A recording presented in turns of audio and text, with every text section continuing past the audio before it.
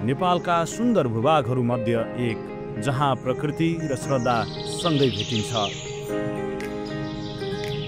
कुपिण्डे ताल।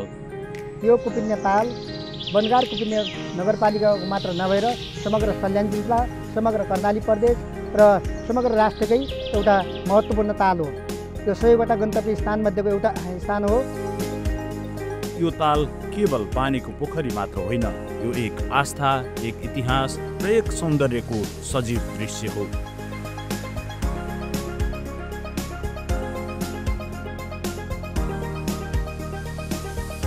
आध्यात्मिक शान्ति र प्राकृतिक सौन्दर्य एकै साथ, अनुपम सौन्दर्यले भरिपूर्ण पर्यटकीय गन्तव्य कुपिण्डे ताल। यहाँसम्म आउनको लागि यातायातको सहज पहुँच छ।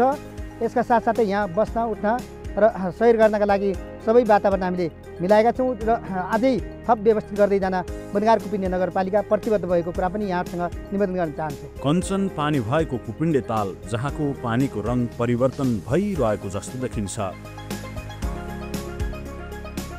तालको कञ्चन पानीमा कुनै पात पतिङ्गहरू खस्यो कि चराले टिपेर लैजाने हुँदा यो ताल यति सफा र सुन्दर देखिन्छ। प्रकृतिको काखमा अब तपाईँको एक पल।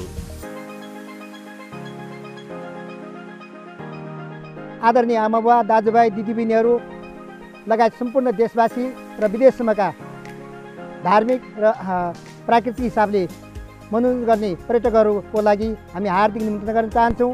हरियाली जङ्गलले घेरिएको चुपचाप छछल्किरहने स्वर्गको एक अनुभूति तपाईँलाई पर्खिरहेको छ।